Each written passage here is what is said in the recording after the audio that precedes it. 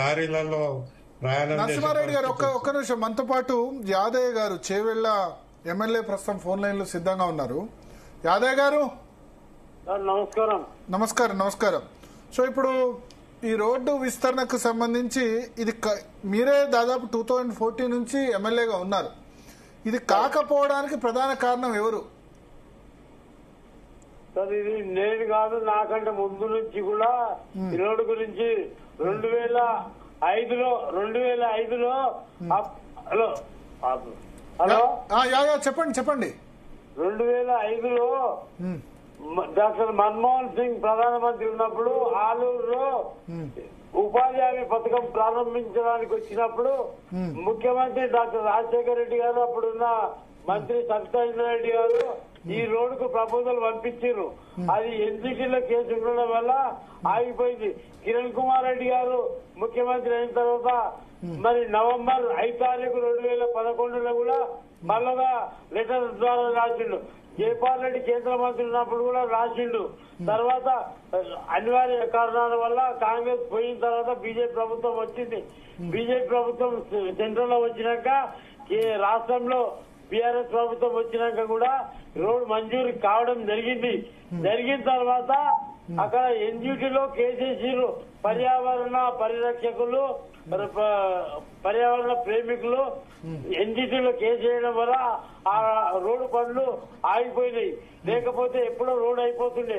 అది Bijapur, Hyderabad to Bijapur road ఉన్నది.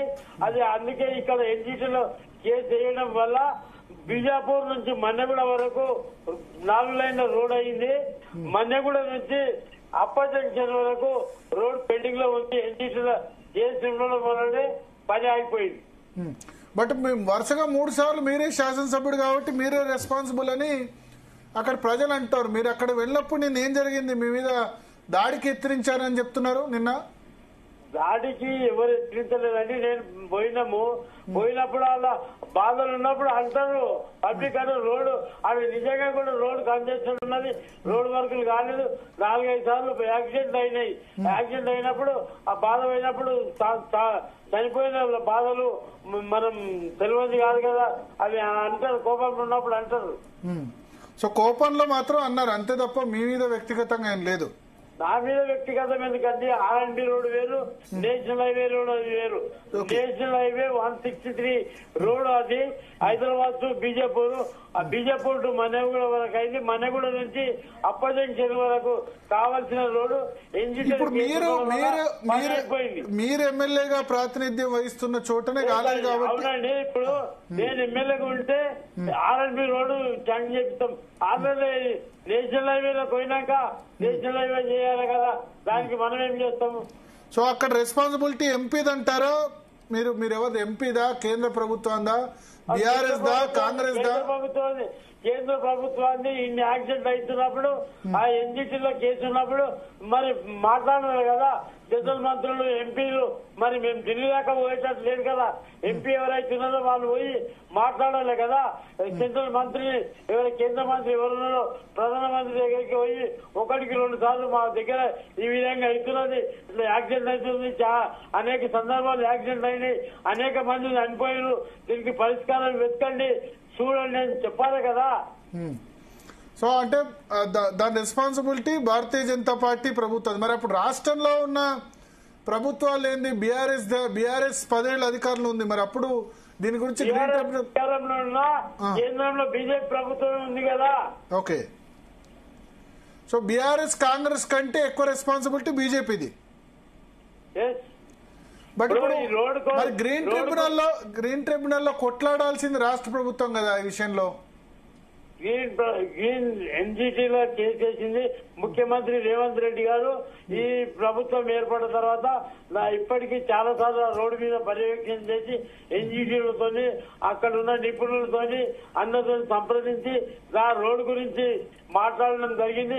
అనేక సందర్భాల్లో అనేక సమావేశాల్లో మేము ఎన్జిటీల కేసు ఎవరైతే ఇచ్చారో వాళ్ళతో కూడా మాట్లాడి వాళ్ళని కన్విన్స్ చేసినాం. మొన్న అక్టోబర్ 31 నాడు కేసు విత్డ్రా చేసుకోవడానికి వాళ్ళు తయారైపోయారు. స్టే కూడా వెకెట్ అయిపోయింది, పని స్టార్ట్ అయింది. అక్టోబర్ 31 నాడే పని కూడా స్టార్ట్ చేసాం, పని నడుస్తుంది. సో అక్టోబర్ 31 అంటే 4 రోజుల క్రితమే అంతే. ఎస్ 4 రోజులు పని స్టార్ట్ అయింది. సో ఇప్పుడు ఎన్జిటిలో కేసు విత్డ్రా అంటే మరి ఎన్జిటి ఒప్పుకుందా నేషనల్ గ్రీన్ ట్రిబ్యునల్? ఒప్పుకున్నారు. అయితే ఇప్పుడు ఇంతకుముందు మీరు ఒక ఆడియో బయటకు వచ్చింది, చచ్చిన వాళ్ళు ఎవరు చేవేళ్ల వాళ్ళు కాదు అని చెప్పి మీరు అన్న ఆడియో గురించి బాగా. ఒకటి, మాకు ప్రసార సాధనాలు ఇంపార్టెంట్, మేము గౌరవిస్తాం. ప్రసార సాధనాలు, వార్తాపత్రికలు, సమాచారము, అక్కడికి సమాచారం వెలికితీసి ప్రజలకు యోగక్షేమాలు తెలిపేసి ప్రసార సాధనాలు, మీడియాలు, ప్రింట్ మీడియా, ఎలక్ట్రానిక్ మీడియా. ఆయన బ్రదర్ ఫోన్ చేసిండు. ఫోన్ చేసి అన్నా నువ్వు స్పందిస్తలేవు అన్నాడు. నేను స్పందించలేదు కానీ నా మంత్రులు వెంబడి ఉన్నా, ఫస్ట్ నేనే ఉన్నా అని చెప్పిన తర్వాత నువ్వు ఇంకా పోవాలి, వాళ్ళ ఇంటికి పోవాలి, అది చేయాలంటే నేనన్నా ఒక ఆయన కర్ణాటక ఆయన ఉన్నాడు, తాండూరు ఉన్నారు, మన వికారాబాద్ ఉన్నది, దారులు ఉన్నది, వాళ్ళ దగ్గరికి డెడ్ బాడీలు పోస్ట్ మార్టం చేసి పంపించడం 4-5 గంటల దాకా అక్కడే ఉన్నాను అని చెప్పిన. దానికి ఆయన వక్రీకరించి కర్ణాటక అని చెప్పేసి రాసిండు. నేను చెప్పిన మీ ఎలక్ట్రానిక్ మీడియా ద్వారా సమాజానికి మంచి మార్గం అందించేది మీరు కాబట్టి సమాజంలో ఉన్న మానవుల మనోభావాలు దెబ్బతీయకుండా చూడవలసిన బాధ్యత మీది. మేము మాట్లాడిన తప్పు మాకేమైనా వ్యతిరేకం రాస్తారు బాగుంటుందా? ప్రజల మీద ఎవరైనా ప్రాణాలే కదా. ఓకే సో మీరు అట్లా అనలేదు? అన్లే అక్కడ వేరే చోటకు మీరు వెళ్లి పరామర్శించండి అంటే అక్కడ ఎమ్మెల్యేలు ఉన్నారని అన్నారు అంతే తప్ప చచ్చిన వాళ్ళు ఇక్కడ వాళ్ళు కారని. అంటే చేవెళ్ల నుంచి ఎవరు గాయపడ్డ వాళ్ళు ఎవరు లేరా? చేవెళ్ల ప్రాంతంలో ఎవరు లేరు సార్. ఓకే, అంత మిగతా ప్రాంతం వాళ్లే ఉన్నారు. కానీ ఆయన కర్ణాటక ఆయన ఉన్నాడంట, గుల్బర్గా, మిగతా తాండూరు, దారులు, వికారాబాద్. ఓకే కానీ ఇప్పుడు ఏమంటారంటే ప్రజలు, ఇప్పుడు నిన్న మీరు కార్ దగ్గరకు వచ్చినప్పుడు అంతకుముందు 4 నెలల క్రితం కూడా ఒక యాక్సిడెంట్ అయింది కదా? అయిందండి, ఆలూరులో అయింది. యాక్సిడెంట్ అయింది. సో అయినప్పుడు ఇట్లా వరుసగా యాక్సిడెంట్ మీ నియోజకవర్గ పరిధిలో జరుగుతున్నప్పుడు ఎమ్మెల్యేగా 2014 నుంచి మీరే గెలుస్తూ వస్తున్నారు. ప్రజలు మిమ్మల్ని గెలిపిస్తున్నారు. ఓసారి కాంగ్రెస్, ఓసారి బీఆర్ఎస్, 2 సార్లు బీఆర్ఎస్, అంతే కదా సార్? నేను రోడ్డు పిఆర్ రోడ్ అయితే నేను చేపిస్తా, నాకు ఆ రాష్ట్ర ప్రభుత్వం నిధులతోని మా గవర్నమెంట్ లకి తీసుకురావచ్చు. R&B రోడ్ అంటే కూడా తీసుకురావచ్చు. నేషనల్ హైవే రోడ్ పోయినాక మనం ఆ రోడ్డు మీద ఏం మంజూరు చేస్తాం? ఓకే, సో అంటే నేషనల్ హైవే కాబట్టి ఎమ్మెల్యేకు రెస్పాన్సిబిలిటీ తక్కువ అంటారు. ఎంపీ గారికి ఉంటుంది, ఎంపీ గారికి బాధ్యత ఉంటుంది. బట్ ఎంపీ విశ్వేశ్వరరెడ్డి ఏం చెప్తున్నారంటే బీఆర్ఎస్ ను బ్లేమ్ చేస్తున్నారైనా. సార్ 8 ఏళ్లలో అసలు ల్యాండ్ అక్విజిషన్ చేయలేదు, కావాలని నేను దగ్గర నుండి చేపించినండి సార్. ల్యాండ్ అక్విజిషన్ నేను దగ్గర నుండి చేపించిన. బట్ మళ్ళీ అలైన్మెంట్ మార్చమని చాలా ఒత్తిళ్లు వచ్చాయి. చాలా మంది ఇక్కడ ఎక్కడ కూడా రాలేదు అలైన్మెంట్ మారడానికి. ఆల్రెడీ మన మొయినాబాద్ లో జేబీఐటీ నుంచి కనకమామిడి పేట వరకు ఏదైతే బైపాస్ చేసారు, అదేవిధంగా చేవెలలో మల్కాపూర్ నుంచి జామర్గిత వరకు బైపాస్ చేశారు. ఎక్కడ కూడా ఇబ్బంది లేకుండా ఉంది. ఒక బన్యాన్సీ వల్ల ఏదైతుందో అదే ఎన్జిటి కేసు ఉండడం వల్ల పని కాలేదు. ఓకే సో అంటే మీరు భూసేకరణ ఎప్పుడు ఏ ఇయర్ లో కంప్లీట్ చేయించారు? 5 ఏళ్ళు అయింది. ఎప్పుడండి? 5-6 ఏళ్ళు అయింది. 5-6 ఏళ్ళు అయింది. 5-6 ఏళ్ల నుంచి క్రితమే ఎన్జిటిలో కేసు వేసారా మరి? అంతకు ముందు నుంచే కేసు నడుస్తుంది. మరి దాన్ని ఫాస్ట్ గా డిస్పోజల్ అయ్యేందుకు ఎందుకు ప్రయత్నం చేయలేదు? 5-6 ఏళ్ళ చాలా సార్లు మాట్లాడారు. మరి చాలా సార్లు మాట్లాడిన వినంది ఇప్పుడు మొన్న అక్టోబర్ 31 ఎట్లా విన్నారు? యాక్సిడెంట్లు అయితే ఆల్రెడీ 4 నెలల క్రితం అయిన యాక్సిడెంట్, వారానికి 2-3 యాక్సిడెంట్లు అయినా ఇవన్నీ కూడా ఫోటోలు అవన్నీ కూడా చూపెట్టడం ద్వారా వాళ్ళు కూడా కొద్దిగా తగ్గారు. ఓకే, అంటే ఇప్పుడు రేవంత్ రెడ్డి వచ్చిన తర్వాత పనులు స్పీడప్ అయినాయి, అంతకుముందు గవర్నమెంట్ లోనే బాగా స్పీడప్ ఉండేనా?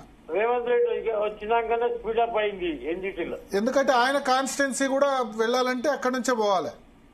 5 కాన్స్టిట్యున్సీలు: కొడంగల్, పరిగి, తాండూర్, వికారాబాద్, చేవెళ్ళ. చేవెళ్ళ ఇవి ఎక్కడ పోవాలన్నా కర్ణాటక కూడా వస్తాయి అత్తకెళ్ళి. కర్ణాటక మల్లికార్జున ఖర్గే పోవాలన్నా గుల్బర్గా బీదర్ అది ఇక్కడ నుంచే పోవాలి కదా, ఇక్కడికి వెళ్ళి పోవాలి. గుల్బర్గా బీదర్ కాదు కానీ గుల్బర్గా ఇక్కడికి వెళ్ళి పోవాలి. గుల్బర్గా పోవాలంటే ఇక్కడ నుంచే పోవాలి, బీజాపూర్ హైవే. ఇప్పుడు మరి సరే ఇప్పుడు అక్టోబర్ 31 అయిపోయింది, సెటిల్ అయింది అంటారు. ఎన్ని రోజుల్లో ఇప్పుడు ఇది కంప్లీట్ చేస్తారని మీరు హామీ వాళ్ళ అగ్రిమెంట్ పీరియడ్ ఎత్తున్నదో అంత లోపల చేస్తామని చెప్పి. ఓకే, అగ్రిమెంట్ పీరియడ్ ఎంత 1.5 year 2 years 18 months అనుకుంటా. 18 months. సో ఇప్పటి నుంచి 2027 వరకు కంప్లీట్ అయిపోద్ది మొత్తం. అయిపోతుంది. ల్యాండ్ అక్విజిషన్ పూర్తిగా టోటల్ కంప్లీట్ టోటల్ గా అయిపోయింది. 1 year లోపల పూర్తి చేస్తా అంటున్నాడు ఆయన.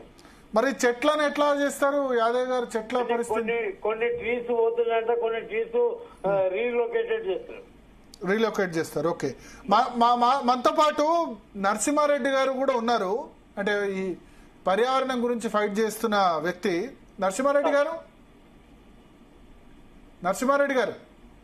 చెప్పండి. సో యాదవ్ గారు ఉన్నారు. యాదవ్ గారు, మీరేమైనా రిక్వెస్ట్ చేయాలనుకుంటారా పర్యావరణవేత్తలకి?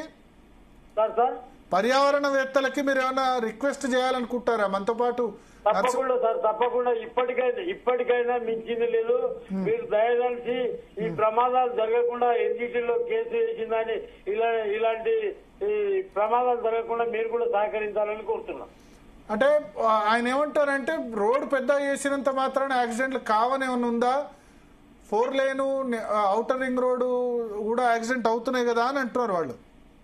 అవును సార్, ఔటర్ రింగ్ రోడ్ కాకుండా కూడా విమానాలు కూడా యాక్సిడెంట్ అవుతున్నాయి, ట్రైన్లు కూడా యాక్సిడెంట్ అవుతున్నాయి. ఓకే, ఒక్క నిమిషం నరసింహారెడ్డి గారు, ఆయన